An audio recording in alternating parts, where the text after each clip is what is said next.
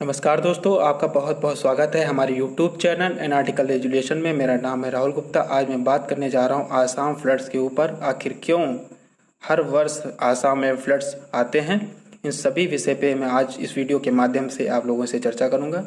चर्चा करने से पहले मैं आपसे कहना चाहूँगा, अगर आपने अभी तक हमारे चैनल को सब्सक्राइब नहीं किया है तो प्लीज़ सब्सक्राइब करें और बेल आइकन को प्रेस कर लें, जिससे हमारे चैनल के माध्यम से जो भी वीडियो बनाई जा रही हैं उसकी लेटेस्ट अपडेट आपको समय समय पर उपलब्ध होती रहे।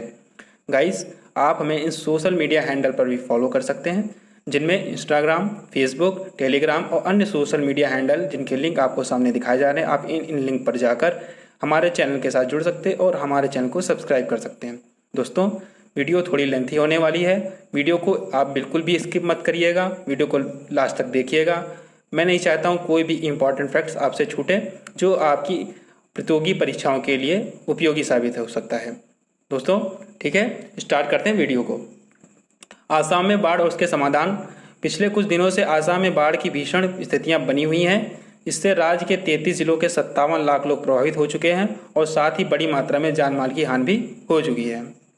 आसाम राज्य आपदा प्रबंधन प्राधिकरण के अनुसार आसाम के बारपेटा, दक्षिण सालमारा, गोलपारा, नलबाड़ी और मोरीगांव जिले बाढ़ के कारण सर्वाधिक प्रभावित हुए हैं। जो आसाम के 5 जिले हैं, इस सबसे अधिक प्रभावित हुए हैं, जहां पे सबसे अधिक जान माल की नुकसान हुई है। ब्रह्मपुत्र और उसकी 3 सहायक नदियों में आई बाढ़ और भूस्खलन से सबसे अधिक लोग प्रभावित हुए हैं। इन 4 नदियां हैं जिनमें ब्रह्मपुत्र प्रमुख रूप से है, जो आसाम राज्य की सबसे बड़ी नदी है। ये बाढ़ की बड़ी वजह है। ब्रह्मपुत्र और उसकी 3 सहायक नदियां हैं जिनमें बाढ़ की वजह से काफी लोग प्रभावित हुए हैं और जान माल का नुकसान हुआ है। मानसून की अब पहली बाढ़ है। आसाम में वार्षिक घटना जैसी बाढ़ होती जा रही है, एनुअल एग्जामिनेशन आप कह सकते हैं। जैसे कि राज्य में वर्ष 1988, 1998 और 2004 में आई बाढ़ को अभी तक की सबसे भयावह बाढ़ माना जा रहा था, लेकिन इस बाढ़ को देखते हुए लोग कह रहे हैं कि यह मानसून की सबसे पहली बाढ़ है और बड़ी बाढ़ है। विशेषज्ञों का यह भी कहना है कि ऐसी स्थितियां भविष्य में 2 बार और भी आ सकती हैं। आइए जानते हैं बाढ़ के कारण। आसाम की बाढ़ में कारण क्या है। इसके पहला कारण है भौगोलिक स्थिति। आसाम की भू आकृति को इससे अधिक बाढ़ प्रवण बनाती है। आसाम घाटी एक यू आकार की घाटी है जिसकी औसतन चौड़ाई 80 से 90 किलोमीटर है। दूसरा क्या रीजन है, तिब्बत, भूटान, अरुणाचल प्रदेश और सिक्किम आदि क्षेत्रों में भूमि ढलान आसाम की हो रही है, जो आसाम में आने वाली बाढ़ का एक बड़ा कारण है। कोई भी अगर नदी होगी, जाहिर है दोस्तों, अगर ऊंचाई से नीचाई की तरफ आती है तो वह काफ़ी भयंकर तूफान लेके आती है और भयावह स्थितियां उत्पन्न करती है बाढ़ जैसी, तो उसकी गति भी काफ़ी तेज होगी। तो तिब्बत जो है वो आपका 5000 मीटर की ऊंचाई पे है, और जो जब यह नदी ब्रह्मपुत्र नदी जो है अरुणाचल प्रदेश में प्रवेश करती है, अरुणाचल प्रदेश की ऊंचाई 100 मीटर के करीब है।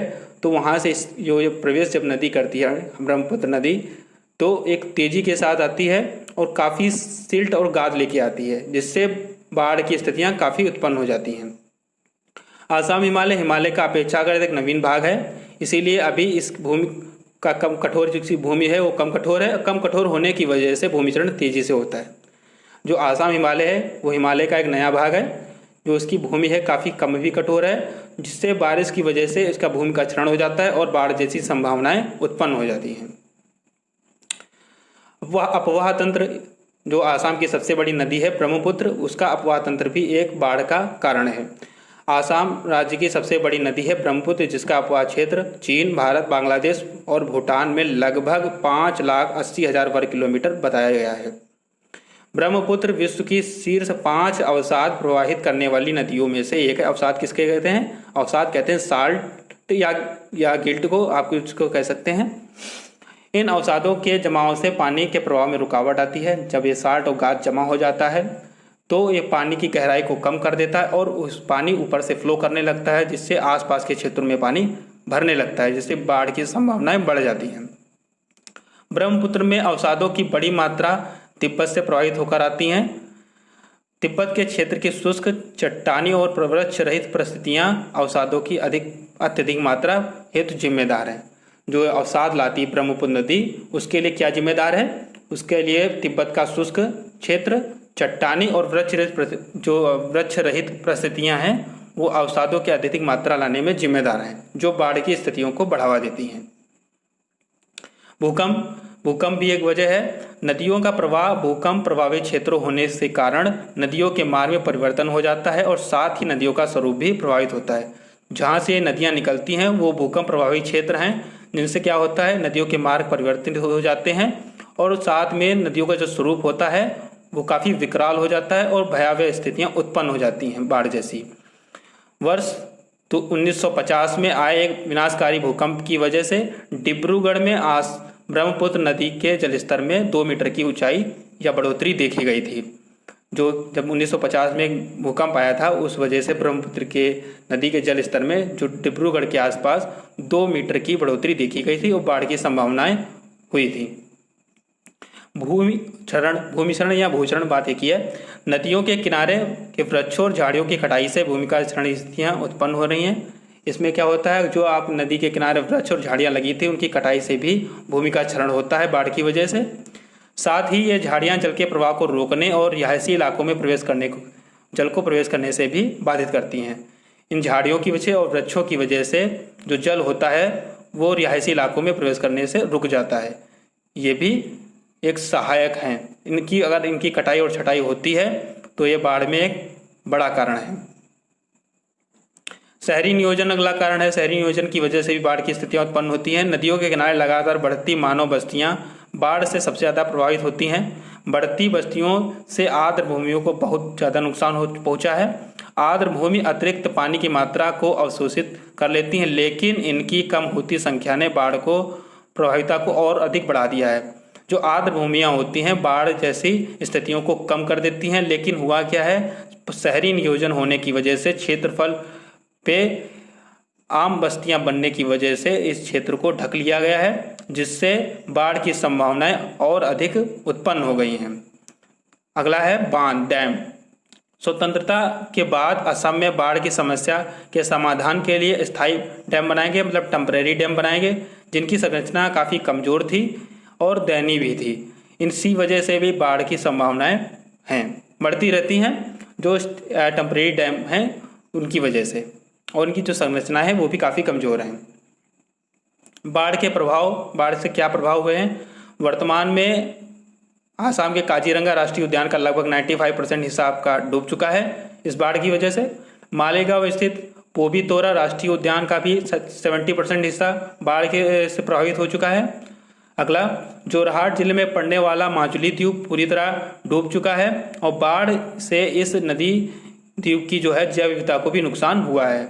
जो इस नदी द्वीप की जैव विविधता है उसको भी इस बाढ़ की वजह से काफ़ी नुकसान पहुंचा है। बाढ़ से बड़ी मात्रा में भूमि का कटाव हो रहा है, जिससे क्या हुआ, भविष्य में कृषि क्षेत्रों का ह्रास होने की संभावना है। जो कृषि योग्य भूमियां हैं इस बाढ़ की वजह से नुकसान उनको हो रहा है।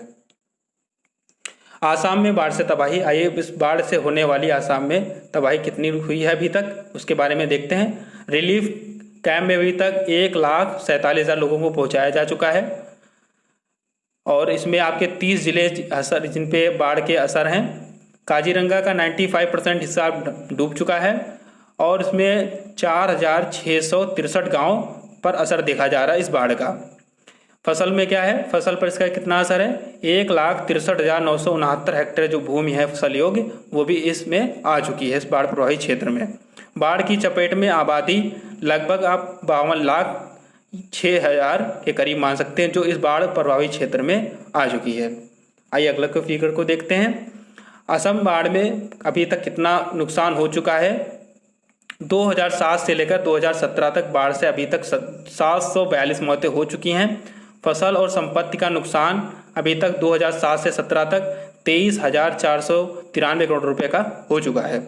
केंद्र द्वारा सहायता का वादा किया गया 2007 से 16 के बीच में 2,443 करोड़ रुपए का, लेकिन वो अभी तक उसका जो हिस्सा है 40% हिस्सा ही राज्य तक पहुंचा है, जिसको आप 812 करोड़ रुपए मान सकते हैं।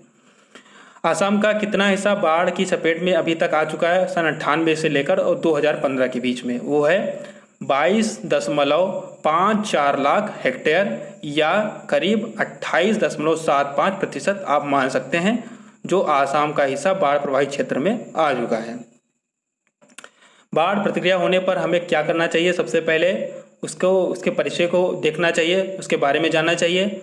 दूसरा, आपातकालीन खोज और बचाव की सुविधाओं पर ध्यान देना चाहिए। तीसरा, घटना कमांड प्रणाली को एकदम दुरुस्त रखना चाहिए। चौथा, आपका समन्वय लोगों के साथ वहाँ के अच्छा होना चाहिए। अगला, आपातकालीन रसद, आपातकालीन जो खाद्य विभाग है उसकी भी सुविधा होनी चाहिए। आपातकालीन चिकित्सा प्रक्रिया, चिकित्सा की सुविधाएं इमरजेंसी रूप से होनी चाहिए और संबंधित जो भी योजनाएं बाढ़ से हैं वो भी संचालित रूप से होनी चाहिए, तभी हम बाढ़ की प्रतिक्रिया से छुटकारा पा सकते हैं। आगे की राह में हम क्या देखते हैं, हमें आगे क्या करना चाहिए बाढ़ से निपटने के लिए।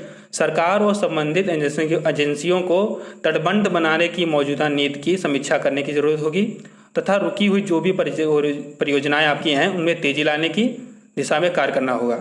ठीक है। भौगोलिक स्थलाकृतियों को ध्यान में रखते हुए बांधों का निर्माण करना है, जल संरक्षण प्रबंधन प्रणालियों पर ध्यान देना है और लोगों की भागीदारी पर आधारित परियोजनाओं का निवेश करना होगा।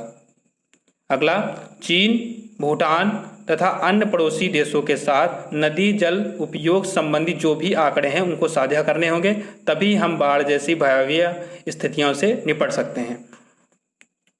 आई होप आपको वीडियो पसंद आया होगा। अगर वीडियो आपको पसंद आया है तो वीडियो को लाइक करें, शेयर करें और कोई भी आपके पास अच्छा सुझाव है तो हमें कमेंट बॉक्स में जरूर बताएं। दोस्तों, मिलते हैं एक नई वीडियो में नए टॉपिक के साथ। तब तक के लिए देखते रहें हमारा यूट्यूब चैनल एनालिटिकल एजुकेशन। आपका बहुत बहुत धन्यवाद।